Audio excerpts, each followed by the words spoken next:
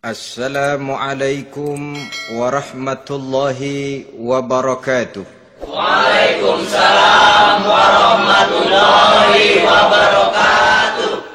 Bismillahirrahmanirrahim. Alhamdulillahi rabbil alamin. Wassalatu wassalamu ala ashrafil anbiya'i wal mursalin, Sayyidina wa maulana Muhammadin wa ala alihi wa ashabihil mujahidin at-tahirin. Amma ba'du, subhanaka la ilma lana illa ma 'allamtana innaka antal alimul hakim. La hawla wa la quwwata illa billahil aliyyil azim. Saudara-saudara kaum muslimin, terutama adik-adik para remaja dan pemuda yang saya cintai. Apabila seseorang akan membangun rumah, tentu saja dia akan mengadakan beberapa pilihan. Sejak dari memilih lokasi di mana rumah itu akan didirikan, sampai kepada menentukan bahan-bahan kualitas yang akan dipakainya, sampai kemudian kepada wujud dan bentuk rumah yang akan ditinggalinya. Demikianlah bahwa untuk membangun sebuah rumah yang hanya untuk menaungi kehidupan di dunia ini, kita mengadakan berbagai macam pilihan. Apalagi kalau kita akan membangun sebuah rumah tangga yang kita harapkan tidak hanya akan menaungi kehidupan di dunia ini, tidak hanya untuk kepentingan kita saja, tetapi juga untuk kepentingan anak cucu kita di belakang hari, termasuk sampai kepada hari akhirat nanti. Oleh karena itu, pada pertemuan kali ini, saya hanya ingin khusus berbicara kepada adik-adik remaja dan para pemuda, bagaimana sebaiknya memilih jodoh menurut ajaran agama Islam. Dalam Al-Quran, Allah subhanahu wa ta'ala menjelaskan, Zuyyina linnasi hubbus syahawati minan nisa, bahwa manusia apapun jenisnya, asal dia bernama manusia, dihiasi dengan perasaan cinta kepada perempuan. Jadi sejak dahulunya secara fitrah, laki-laki senang kepada perempuan, sebagaimana perempuan pun senang kepada laki-laki. Dihiasi rasa cinta ini dalam kehidupan manusia. Dan oleh karena adanya rasa cinta, berkembanglah segala macam persoalan. Sehingga seorang ahli cinta pernah berkata, cinta adalah 5 huruf yang membuat persoalan tidak akan pernah selesai. 5 huruf yang membuat persoalan tidak akan pernah selesai-selesai. Tetapi dalam kehidupan sehari-hari sering kita saksikan bahwa cinta ini bisa mendorong, memberikan motivasi yang baik, dan cinta ini pun bisa juga memberikan dorongan yang tidak baik.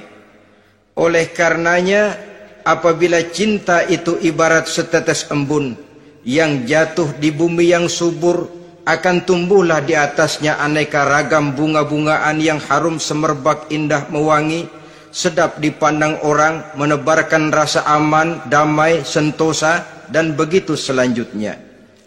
Tapi jika cinta itu jatuh di hati yang gersang dan tandus, tidak ada yang akan dapat tumbuh di sana selain sirih memanjat batu, kuning daunnya, lemah gagangnya, maka cinta yang semacam itu tidak akan memberikan dorongan positif kepada seseorang di dalam kehidupannya. Maka lebih dahulu kita akan membicarakan cinta dalam artian yang positif ini, untuk nanti sampai kepada perempuan yang bagaimana yang harus kita cintai, atau laki-laki yang bagaimana yang harus dicintai oleh seorang perempuan. Saudara hadirin yang saya hormati, cinta dalam artian yang positif, pertama, dia selalu mendatangkan keindahan. Yang kedua, cinta itu memberikan energi atau semangat untuk berjuang. Dan yang ketiga, cinta itu selalu membawa resiko dalam bentuk pengorbanan. Maka cinta yang positif pertama melahirkan keindahan. Disinilah orang memerlukan filter atau saringan. Sebab keindahan yang didasarkan karena cinta itu merupakan satu keindahan yang relatif saja. Boleh jadi karena indah orang jadi cinta, boleh juga jadi karena cinta segala sesuatu terasa jadi indah. Namun bagaimanapun juga, kalau hati sudah diliputi oleh rasa cinta, segalanya akan terasa menjadi indah. Cinta itu adalah keindahan. Yang kedua, cinta itu energi, melahirkan dorongan dan semangat. Yang lemah bisa menjadi kuat, yang takut bisa menjadi berani, yang jauh jadi terasa dekat. Itu semua karena dorongan cinta. Dan dari energi ini lahirlah yang ketiga, bahwa cinta adalah pengorbanan. Sehingga orang berkata, berani bercinta artinya harus berani berkorban. Takut berkorban, jangan bercinta. Kalau cinta ini kita salurkan kepada nilai-nilai agama umpamanya, yang pertama, cinta mendatangkan keindahan. Kita cinta kepada agama, maka apapun yang diperintahkan oleh agama akan terasa menjadi indah. Solat akan terasa menjadi indah, puasa terasa menjadi indah, zakat terasa menjadi indah, jihad pun akan terasa menjadi indah. Persis kalau kita cinta kepada seorang gadis.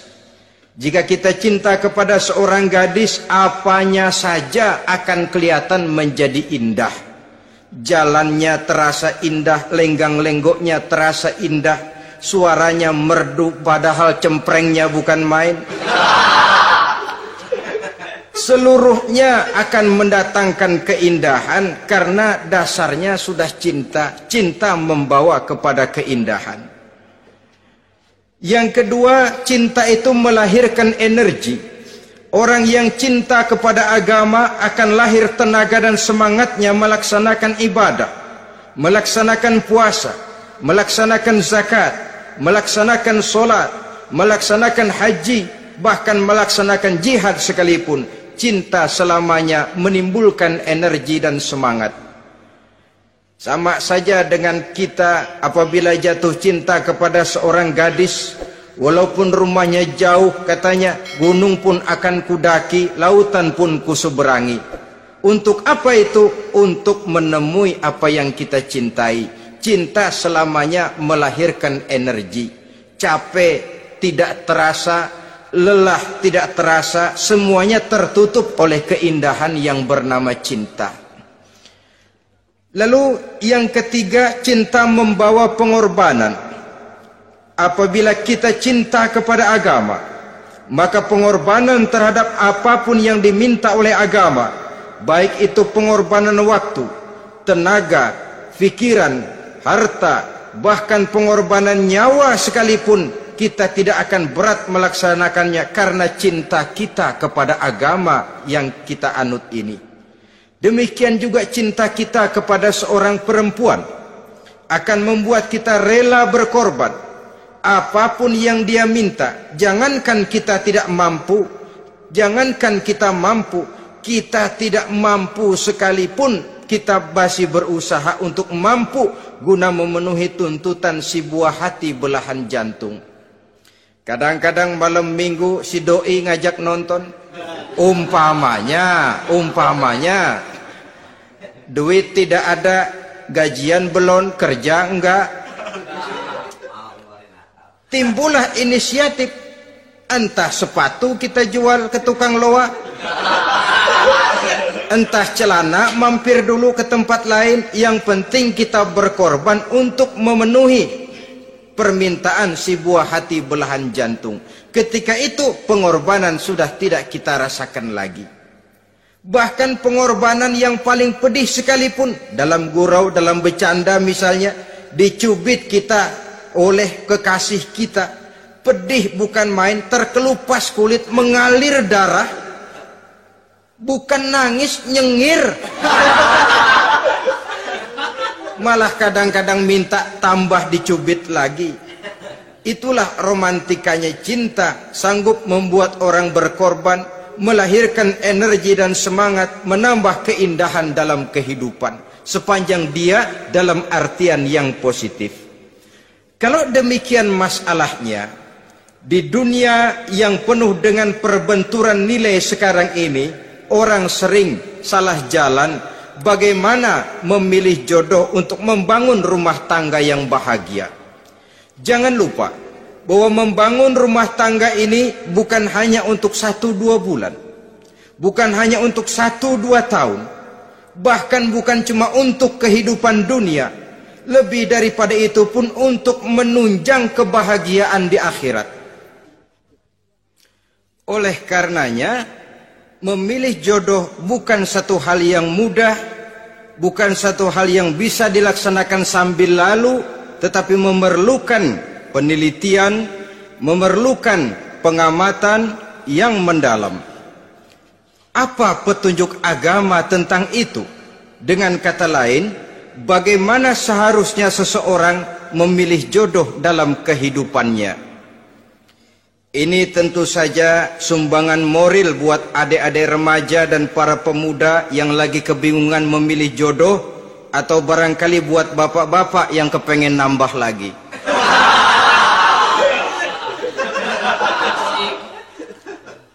Mohon maaf kepada ibu-ibu, saya tidak menganjurkan, cuma ngajarin. Yang pertama, menurut Nabi, nikahilah perempuan itu karena rupanya, karena hartanya, karena keturunannya, dan karena agamanya. Ada 4 motif utama di sini. Pertama, memilih jodoh, lihatlah rupanya. Lagian siapa yang kepengen dapat jodoh rupanya nggak karu-karuan? Cari rupa yang cantik, indah, dan menawan. Namun jangan lupa, saya katakan di zaman di mana sering terjadi benturan nilai seperti sekarang ini, orang sulit untuk mendapatkan keaslian. Di mana teknologi sudah sedemikian canggih, di mana ilmu kedokteran sudah sedemikian maju, maka berbagai macam rupa bisa dibentuk dengan apa yang dinamakan operasi plastik misalnya. Yang pesek bisa dibikin mancung, kuping yang kelebaran bisa dibikin sedang, pipi yang kembung sebelah bisa dibikin rata, janggut yang tidak menarik bisa dibikin bak lebah bergantung katanya. Oleh karena itu, kalau pilihan hanya tertuju kepada rupa yang cantik saja semata-mata, kita sudah melakukan satu kesalahan yang sangat besar. Sebab apa? Diperingatkan oleh Nabi melalui hadis Ibnu Majah, Bazar dan Baihaqi dari Ibnu Umar. Janganlah kamu kawini seorang perempuan karena kecantikannya, sebab kecantikan boleh jadi akan mencelakakan. Jangan juga kamu kawini perempuan karena hartanya, sebab kekayaan biasanya akan mendatangkan kesombongan. Tetapi kawinilah karena agama dan akhlaknya, karena itulah yang akan membawa kepada kebahagiaan. Saudara-saudara kaum muslimin, terutama adik-adik remaja dan para pemuda, dikala usia puber, apalagi mata baru terbuka, awal balik namanya, remaja sering kehilangan filter. Pokoknya asal ngelihat rupa yang sudah lemot, denok, geboy, pikiran pun hanyut, malam terkenang, siang terbayang, tidur tak nyenyak, makan tak enak katanya, selalu terbayang wajah si doi. Dikala itu orang kehilangan pertimbangan bahwa rupa yang cantik kadang-kadang sering menipu. Diriwayatkan oleh Imam Ibnu Abbas, satu hari ketika sedang kumpul dengan para sahabat, lewatlah orang dengan potongan potongan orang kaya. Kelihatan kan, orang kaya sama orang miskin jalannya aja lain kan? Jalannya saja, jangan gaya hidupnya, jalannya saja lain. Lewat dia, Rasul bertanya kepada seorang sahabat, menurut pendapatmu bagaimana orang yang lewat itu? Kata sahabat, oh, yang lewat ini ya Rasul, kalau dia meminang perempuan pasti diterima. Kalau dia menolong orang pasti berhasil.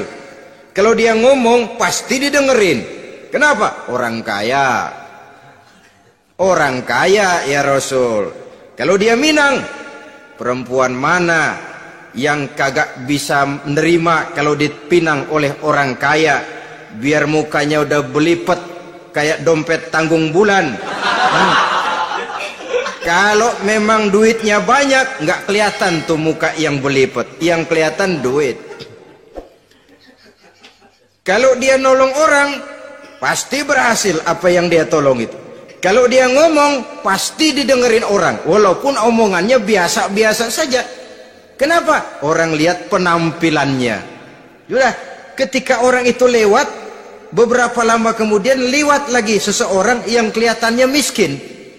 Rasul tanya lagi, kalau orang ini bagaimana pendapat kamu? Wah, potongan begini sih Rasul. Kalau dia minang, orang tolak. Siapa yang mau kawin sama kere begini?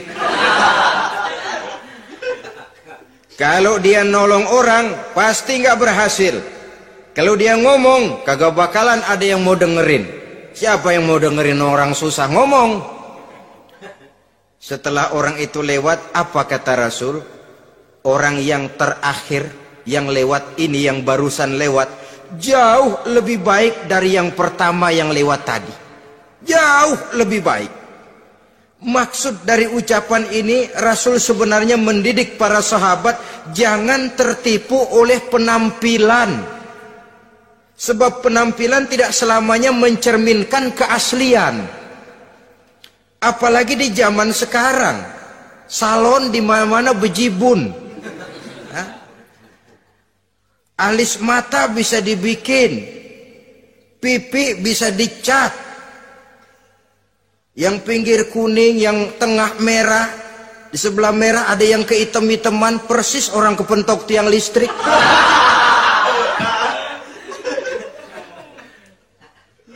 Kecantikan yang artifisial, kecantikan yang bukan alami.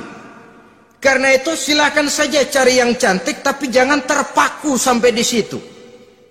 Sebab kecantikan di samping dia mudah berubah oleh pergeseran masa dan pertukaran waktu, ternyata penampilan tidak selamanya mencerminkan keaslian. Lain hari seorang sahabat pernah mengadu, ya Rasul, ada apa? Inna imraati la turaddu yadul lamis. Ya Rasul, istri saya tidak pernah menolak tangan orang laki yang menjamahnya, mengajak salaman kepadanya. Apa jawab Rasul? Ceraiin aja. Tapi hati saya berat ya Rasul, saya cinta betul sama dia. Ya kalau hatimu berat, jaga dia baik-baik. Nah, dari riwayat ringkas ini kita ambil satu perbandingan. Memang punya istri berwajah cantik itu kadang-kadang si malakama kalau imannya tidak kuat. Si malakama. Kita diemin aja, binal, makan hati, nggak aman, nggak tentram. Jangan-jangan saya berangkat ke kantor, dia ngompreng. Buah si malakama, seperti orang tadi, ya Rasul. Istri saya kelihatannya sebenarnya tidak negatif maksudnya ini, cuma bersalaman, tapi terlalu ngobrol. La turaddu yadul lamis, tidak pernah menolak orang yang ngajak salaman. Ya sekedar salaman. Tapi kan awalnya dari salaman. Kalau sudah salaman kan strum bisa ngedredet dari tangan situ. Kata Rasul sederhana saja. Ya kalau memang begitu ceraiin. Saya nggak kuat Rasul, saya cinta betul sama dia. Kalau kau tak kuat berpisah dengan dia, jagalah dia baik-baik. Ajar, didik, tanamkan rasa keagamaan di dalam hatinya. Saudara-saudara kaum muslimin, jadi rupa yang cantik tanpa didasari oleh nilai-nilai agama akan membuat seorang suami di rumah tangganya seperti si malakama. Seperti berhadapan dengan buah si malakama kalau tidak diiringi dengan nilai-nilai moral yang luhur dan bekal agama yang tangguh. akan pergi jauh dari rumah rasanya tidak aman, sedangkan di rumah saja siapa yang akan mencari nafkah, dan begitu selanjutnya. Orang tadi jelas berhadapan dengan buah si malakama, didiamkan, makan hati. Sebab maaf, kalau seorang suami sudah tidak punya rasa cemburu terhadap istrinya, itu kan yang disebut dayus. Dan dayus itu jangankan masuk surga, bau surga saja dia tidak dapat. Tapi cemburu dalam artian bukan cemburu buta, cemburu dalam artian yang wajar. Dia cemburu, akan dikerasi takut kalau istrinya minta cerai, sedangkan dia cintanya sudah kadung medok bener. Si malakama jadinya.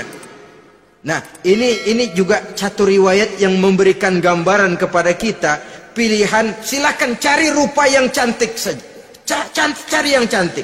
Tapi kalau itu dijadikan motif utama tanpa dasar-dasar agama, saya khawatir nanti rumah tangga kita akan berhadapan dengan buah si malakama. Jadi adik-adik remaja, usaha, ikhtiar, cari yang cantik, yang kira-kira nggak membosenin, supaya kita betah tinggal di rumah, supaya kita merasa ada tempat berbagi rasa, ada tempat kita bernaung. Sebab kalau nyari bini sebini-bininya mah, ya jodoh di tangan Tuhan, kagak usah nyari juga ntar datang diri umpamanya. Iya, kalau yang datang peot.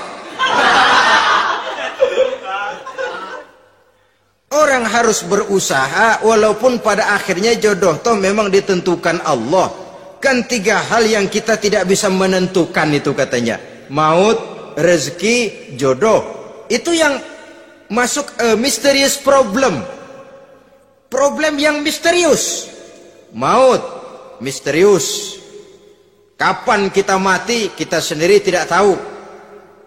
Tahun depan, 50 tahun lagi, 100 tahun lagi, tidak pernah seorang pun diberitahu. Tapi yang pasti dia bakal datang. Kapan dan di mananya, kita tidak tahu. Bisa di rumah, bisa di masjid, ya alhamdulillah. Bisa di majelis taklim, syukur. Bisa di medan perang membela agama, bagus. Pasti dia akan datang. Maut, mysterious problem, sesuatu yang kita tidak tahu kapan datangnya. Rezeki, gitu juga. Sehingga orang sering bilang, rezeki katanya kayak bayangan. Kita uber-uber, dia lari. Kita diam, dia mah diam. Setengah mati kita uber-uber. Emang ukuran segitu, segitu aja. Begitu kita nggak ngapa-ngapain, datang yang bawain rezeki. Namanya rezeki itu mysterious problem. Kadang-kadang ngobek, sungsang, sumbul, udah segala tanah orang kita ukur-ukurin. Udah segala ngomong sudah nggak ada yang loh, tuh sudah buta. Tapi memang bayangan, kalau belum rezeki ya belum. Kadang-kadang nyari kode sampai tidur di kuburan, belepotan tanah kuburan loh. Yang aneh lagi kadang-kadang orang gila ditanyain. Allahu Akbar, ini kode-kode zaman sekarang ini sampai orang waras nanyain orang gila, itu gimana itu?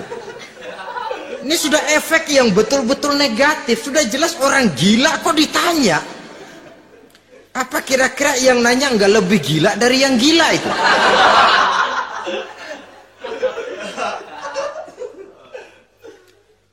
Saudara-saudara kaum muslimin, terutama adik-adik remaja dan para pemuda, jadi silakan saja cari rupa yang cantik, karena dia akan jadi tautan hati, buah hati belahan jantung, tempat kita berbagi rasa, tempat kita pulang dan tinggal di rumah tangga kita. Tapi hendaknya kecantikan rupa itu diiringi juga dengan kecantikan budi. Karena itu cari rupa yang cantik. Ini pilihan utama. Yang kedua, kata Nabi, harta, cari yang kaya. Tetapi jangan lupa, jangan dijadikan pilihan utama. Karena kekayaan sering mendatangkan kesombongan. Apalagi kalau seorang pemuda mendapat istri orang kaya. hidupnya dimodali oleh istrinya, maka biasanya wibawanya sebagai seorang suami akan hilang. Akhirnya komando di tangan istri. Dikala itulah suami tidak lebih daripada prajurit yang taat kepada komando istrinya. Padahal menurut konsep Quran, ar-rijalu qawwamuna 'alan nisa, laki-laki diciptakan sebagai pembimbing bagi perempuan. Kalau nanti suatu saat terjadi benturan, sedangkan modal diberikan oleh istri, terjadilah pengungkitan. Kata istrinya apa? Lu jangan bertingkah, lu kan kawin sama gue, modal lu kolor doang.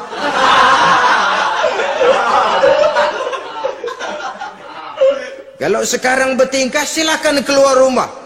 Bawa seperti engkau datang dulu, jangan bawa apa-apa. Pergilah seperti engkau datang dulu kemari. Hilanglah wibawa seorang suami. Suami kalau udah digentak sama istri begitu, ngelempuruk kayak ayam sampar. Di mana lagi letak wibawanya? Harta sering mendatangkan kesombongan. Oleh karena itu, walaupun diperintahkan cari yang keturunan orang kaya, tapi maksudnya jangan dompleng. Sebab kepribadian seorang suami akan ditentukan oleh sifatnya sendiri. Keberadaannya ditentukan oleh karya dan perbuatannya sendiri. Itulah yang akan menampilkan kepribadian dia dalam kehidupan di masyarakat ini.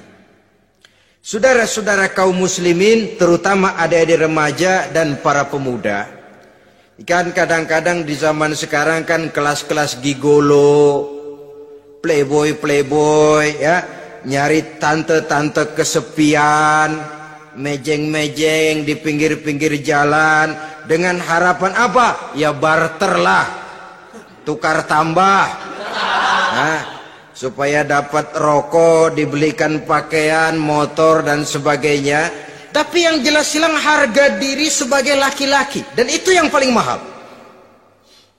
Kalau seorang laki-laki sudah kehilangan harga diri, apalagi yang bisa dibanggakan dalam kehidupan ini? Apa artinya naik mobil kalau kepala tertunduk ke bawah? Apa artinya jalan di tengah masyarakat kalau kita tidak bisa menengadah dengan satu kebanggaan? Hilangnya harga diri merupakan kehancuran awal dari sebuah pribadi yang untuk jangka panjang kita tidak akan bisa lagi berbuat banyak. Tanpa harta orang memang sulit untuk bahagia, tapi harta semata-mata bukan merupakan jaminan bahwa orang lantas akan bahagia. Saya barangkali harus berkata, banyak orang miskin yang kaya, tapi tidak sedikit orang kaya yang miskin. Saya ulangi ini, banyak orang miskin yang kaya, tetapi tidak sedikit orang kaya yang miskin. Nah, bagaimana pengertiannya? Orang miskin yang kaya, materinya sederhana, peralatan rumah tangganya sederhana, tapi hatinya kaya. Oleh karena hatinya kaya, jiwanya lapang. Sebaliknya, orang kaya yang miskin, di tengah kelimpahan materi yang berlimpah, segalanya serba ada, hatinya yang miskin. Kelimpahan materi tidak akan sanggup mengobati kemiskinan hatinya. Sehingga di tengah kehidupan yang serba ada, dia masih merasa kurang, maka dia tidak pernah cukup. Di tengah kemilauan dan gemerlapan serta glamornya rumah mewah, dia merasa hidup di tengah gurun pasir yang gersang dan tandus. Karena itu, biarlah miskin harta tapi kaya budi, daripada kaya harta tapi miskin budi. Lebih utama lagi, kaya harta, kaya budi. Itu idealnya. Dasar pilihan ketiga, sesudah rupa dan harta, menurut Nabi, keluarga. Faktor keturunan sangat menentukan. Pepatah mengatakan, buah apel akan jatuh tidak terlalu jauh dari pohonnya. Biasanya kalau bapak kalong, anak kampret. Bapak nyolong, anak nyopet. Itu fotokopi. Saudara-saudara, sungguh pun demikian, faktor keluarga bukan merupakan yang paling dominan, karena segalanya memang bergantung kepada hidayah dari Allah Subhanahu wa ta'ala. Kalau hidayah datang, bisa saja anak maling bisa jadi kiai. Kalau hidayah datang, bisa saja anak nabi malah ikut bersama orang-orang kafir. Pada akhirnya orang mau besar atau tidak bukan dengan jalan menyempeng kepada keturunan ke orang lain, tapi ditentukan oleh kepribadian dirinya sendiri. Tidak bisa kita menjadi besar dengan menyebut kebesaran orang lain. Itu sebabnya dicontohkan oleh Imam Ali pada saat beliau berkata, "Laisal fata may yaqulu kana abi, walakinnal fata may yaquluha anadha."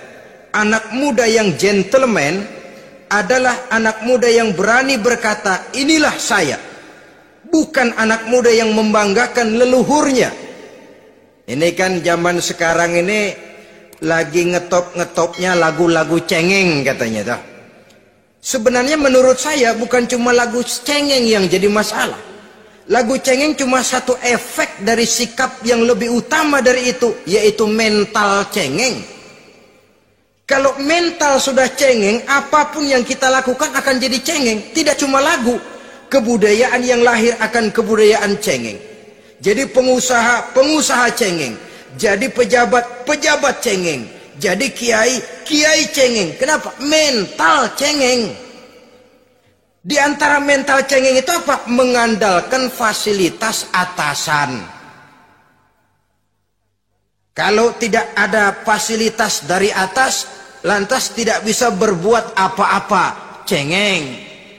Menjadi besar bukan karena karier pribadi, tapi karena nasib katrolan. Itu pun termasuk mental cengeng. Sedikit gagal, bagaimana sedikit jalan buntu, babe.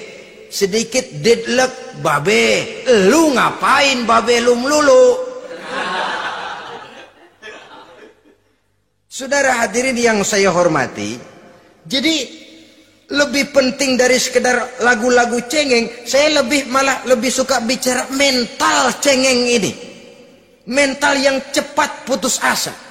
Mental yang tidak mau mengeluarkan usaha maksimal. Mental yang hanya mengandalkan fasilitas.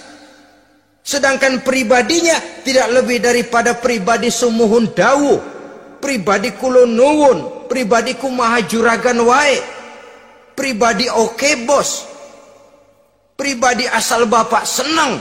Bukankah itu semua merupakan cermin dari mental-mental yang cengeng, yang untuk jangka panjang tidak akan pernah menguntungkan daripada pembangunan bangsa dan negara yang kita cintai ini.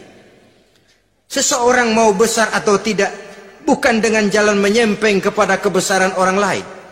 Bahkan Syauqi dalam sebait syairnya yang lebih tegas mengatakan, wa syarrun nasi zu khumulin iza fakhartahum zakarul jaduda wa syarrun nasi wa khairun nasi zu syarafin qadimin aqama li nafsihi syarafan jadida. Generasi yang paling jelek adalah generasi pemalas. Kalau kelihatan orang lain lebih hebat dari dia, disebut-sebutnya kebesaran nenek moyangnya. Dia sendiri nggak punya prestasi apa-apa. Kerjanya cuma ngandeli babe. Kerjanya cuma menggelayuti fasilitas orang tuanya.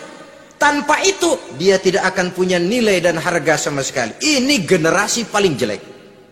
Kalau orang lain kelihatan lebih hebat, dia sebut nenek moyangnya. Lo sih belum apa-apa lo, baru kopral lo. Engkong gua no, komandan Hansip. Engkongnya yang disebutin. Dia sendiri tidak punya prestasi apa-apa. Jadi silahkan saja cari gadis dari keturunan keluarga yang baik-baik. Tapi jangan jadikan tendensi utama, jangan dengan niat untuk menyempeng kepada kebesarannya. Tapi paling tidak dengan niat agar mudah-mudahan dari benih yang baik ini akan lahir keturunan-keturunan yang baik pada akhirnya nanti. Itu yang kita harapkan. Bukan lalu dengan pertimbangan, weh, mertua gue bos nih, kali aja begitu gue kawin dia mampus. Ini semua warisan kan jatuh kemari semua. Kalau itu niatnya sudah jelas salah. Kita mencari perempuan dengan keturunan-keturunan yang baik dengan berharap agar anak-anak kita nanti yang akan merupakan benih cucunya akan melahirkan kebaikan-kebaikan seperti leluhurnya dulu. Saudara, pilihan yang keempat kata Nabi, agama. Ini yang paling inti. Kenapa? Agama itu motivasinya moral. Di sini segalanya ditentukan. Rupa yang baik, harta yang banyak, keluarga yang luhur. Kalau sudah dilandasi oleh agama yang rapuh, bahkan tidak beragama sama sekali, ketiga hal di atas tadi hanya akan mendatangkan malapetaka. Sekarang kan kita tertipu oleh penampilan, padahal penampilan belum tentu kenyataan. Di jalan-jalan kita akan lebih terpesona melihat gadis pakai miniskirt di atas lutut ketimbang kita melihat gadis-gadis yang pakai jilbab. Kalau sudah pakai jilbab keliwat, yang usil banyak banget, bau sorga nih. Bau sorga katanya. Tapi kalau sudah yang pakai miniskirt itu yang lewat, itu dari ujung ke ujung mata kagak mau kedip. Laler nemplok di mata kagak dirasain. Kita terpesona oleh penampilan zahir, padahal penampilan belum tentu memantulkan hal yang sebenarnya. Tapi memang itulah watak manusia. Watak manusia, saya katakan manusia tanpa kecuali. Tetapi bergantung kepada pemikiran jangka pendek atau jangka panjang. Kalau jangka panjang yang kita pikirkan, ya tentu kita tidak akan mudah terpesona oleh hal yang zahir. Sampai-sampai Quran sendiri mengatakan budak yang hitam legam tapi beriman itu lebih baik daripada orang-orang musyrik walaupun cantik, denok, lemot, geboy. Ada lagi nggak bahasa yang lebih dari itu? Cantik, denok, lemot, geboy, bahenol, nerkom. Tapi kafir masih lebih baik budak yang hitam legam sekalipun. Kalau dia beriman. Kenapa? Rumah tangga untuk jangka panjang. So itu Islam tidak membolehkan kawin campuran dengan lain agama. Walaupun ada ayat yang mengatakan boleh kawin dengan ahlul kitab. Tapi sebagian mufassir menjelaskan bolehnya kawin dengan ahlul kitab itu dalam kondisi darurat. Dalam kondisi normal tidak bisa. Kenapa? Kalau sudah berlainan agama, akan terjadi kerancuan rumah tangga untuk jangka panjang. Bagaimana membina dalam keharmonisan di rumah tangga? Bagaimana nasib anak-anak nanti? Kadang-kadang ada keluarga, kami sih keluarga modern. Anak-anak kami berikan kebebasan untuk milih agama apa saja. Bapaknya Islam, istrinya Kristen, anaknya ada yang Hindu, Buddha. Bagus nih, keluarga pecel namanya. Bagaimana keluarga modern bisa seperti itu? Padahal seorang suami bertanggung jawab di hadapan Allah. Dia akan ditanya tentang istrinya. Dia akan dimintakan pertanggungan jawab tentang anak-anaknya. Kalau istri kita berlainan agama, mungkin terjadi pengkaplingan. Pokoknya kalau anak perempuan ikut ibu, anak laki ikut bapak. Administrasi dunia bisa begitu. Tapi akhirat, pertanggungan jawab di hadapan Allah. Bisakah kita? Sorry aja Tuhan emang janjinya begini. Saudara hadirin yang saya hormati, oleh karena itu budak legam hitam kalau beriman masih lebih baik daripada orang-orang yang tidak beriman walaupun cantik dan mempesona. Kenapa? Ini faktor agama. Ya buat 1-2 bulan bisa terwujud rumah tangga yang tentram. 2-3 tahun mungkin masih bisa bertahan, tapi sampai kapan? Sampai kapan itu akan terwujud? Pada akhirnya akan muncullah dilema yang akan sulit buat diatasi. Oleh karenanya motif agama dijadikan stres oleh Nabi. Fazfar bizatiddin taribat yadak. Pilih agama sebagai titik sentral, sebagai pilihan utama.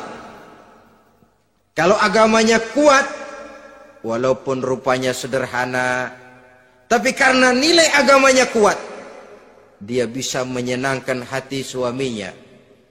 Dia bersolek untuk kepentingan suaminya. Dia taat kepada suaminya. Harta, dia anak orang kaya untuk membantu perjuangan suaminya. Tapi kalau tidak ada modal agama, rupa yang cantik bisa menyengsarakan suami. Apalagi kalau suami kere. Istrinya sudah cantik, kaya ataupun tidak kaya kadang-kadang. Udah, suaminya suruh ngempuk di rumah bininya yang kerja. Ya kalau kerja mendingan kalau dikerjain itu.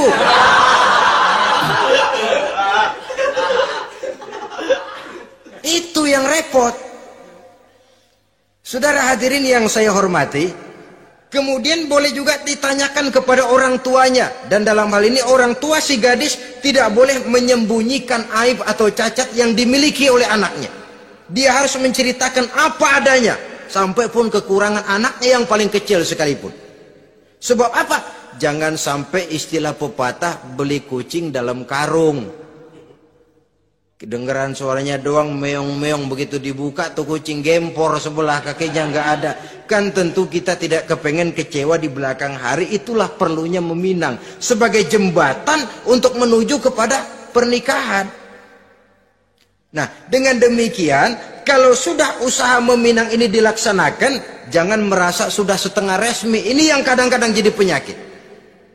Malah sesudah meminang harus masing-masing lebih menjaga diri, menjaga kehormatan, menjaga pergaulan. Kenapa? Agar saat memasuki jenjang pernikahan nanti merupakan jenjang yang sangat ditunggu-tunggu. Ada rasa keinginan tahu. Kalau tidak, ya udah biasa, nggak giroh lagi ngadepin perkawinan. Kenapa? Kemarin-kemarin gue udah cobain. Hilang gairah lagi. Sebab itu kalau sudah meminang, jangan merasa sudah setengah halal. Ah, udah minang ini ah. Kadang-kadang orang tua juga konyol. Sudah dipinang, diumbar. Lu bawa kemana keda lu udah pinang? Padahal meminang itu cuma langkah awal. Sedangkan selanjutnya harus lebih berusaha menjaga kehormatan diri sampai pada saat nanti pelaksanaan pernikahan. Nah, saudara-saudara, terutama adik-adik remaja dan para pemuda, walaupun agak sekilas memang karena terbatasnya waktu pada pertemuan ini, mudah-mudahan bisa memberikan gambaran yang sepintas tentang bagaimana sebaiknya kita memilih jodoh di dalam membina rumah tangga yang bahagia. Semoga ada manfaatnya. Terima kasih atas segala perhatian. Mohon maaf atas segala kekurangan. Usikum wa nafsi bitaqwallah. Wassalamualaikum warahmatullahi wabarakatuh.